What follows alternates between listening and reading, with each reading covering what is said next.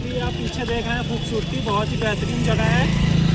अभी बताते हैं कौन सी जगह है, रुके रहिए। तो उसके बाद हम आए यहाँ पे, ये वो जगह थी, भीड़ बहुत थी, वीकेंड था तो भीड़ तो हमें पता था कि होने वाली है, पर इतनी होगी। तो हमने व्यू देखा और फिर हमें भीड़ भीड़ कुछ दिखी ही नहीं। इतना साफ़ पानी, एकदम साफ़, पूरा क्रिस्टल क्लियर वाटर था, सामने पहाड़ था और इतना खूबसूरत नज़ारा था कि बस हम घूमते रहे घाट घाट। और जहाँ देखो पूरे ऋषिकेश में एक चीज़ कॉमन थी, जहाँ देखो लोग नहाए पड़े थे, बस नहाने के अलावा कुछ कर ही नहीं रहे थे। और यहाँ पे ये देखिए 3 आंटियाँ बैठी थी, ये मोबाइल चला रही थी, ये नहीं घाट और इन्जॉय करें।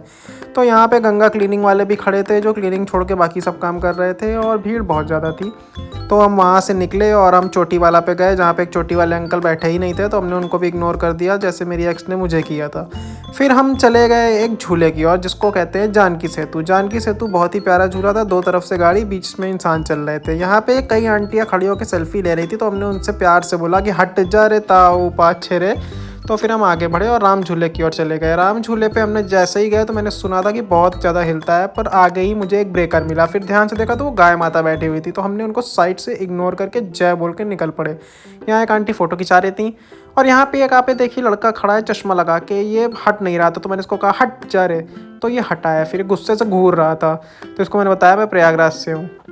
उसके बाद हम चलते गए, एक आंटियाँ बीच में भी बैठी थी, काफ़ी लोग फ़ोटो खिंचा रहे थे। ये दीदी यहाँ रील बना रही थी, ये देखिए दीदी हटो। फिर ये लड़का फ़ोटो खींचते हुए हम आगे चलते चले गए, और यहाँ से लोग नीलकंठ महादेव की यात्रा को जा रहे थे, तो भीड़ भी थी और पैदल परिक्रमा मार्ग के तरफ ये यात्रा भी चल रही थी।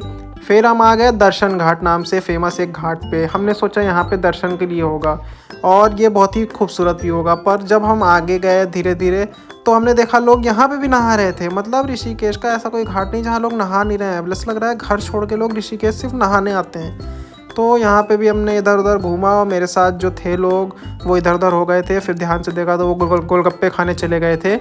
तो फिर मैं भी अपने होने वाली बीवी के साथ गोलगप्पे खाने चला गया। फिर उसको गोलगप्पे अच्छे नहीं लगे, फिर मैंने उसको कहा हट तू, मैं खाता हूँ, तो फिर मैं खाने लगा। फिर ध्यान से देखा तो यहाँ पे भी लोग नहाए पड़े थे। और फिर आया वो जगह जो हमने रील्स में देखी थी, जो मूर्ति डूब जाती है। ये बहुत ही बेहतरीन जगह थी। ध्यान से देखा तो यहाँ पे भी लोग नहा रहे थे।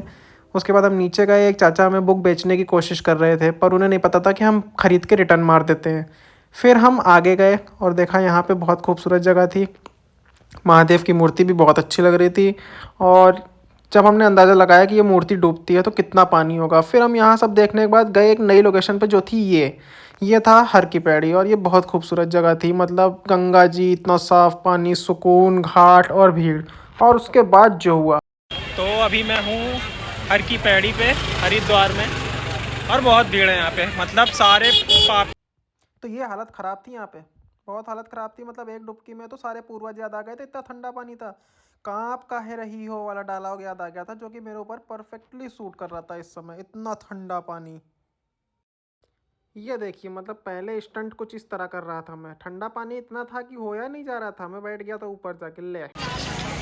तो अभी गंगा स्नान हुआ है, पानी बहुत ठंडा है, बहुत ज़्यादा ठंडा है, पर मज़ा आ गया है। पानी बहुत ठंडा था, पर पहली डुबकी लगाने के बाद तो नॉर्मल लग रहा था, पर पहली डुबकी लगाने में तो भाई पूरे जीवन के जितने पूर्वज थे सब याद आ गए, और ओवरऑल मज़ा आ गया। मौसम भी काफ़ी गर्म हो रहा है, भयंकर वाला, नो फील्स नवंबर।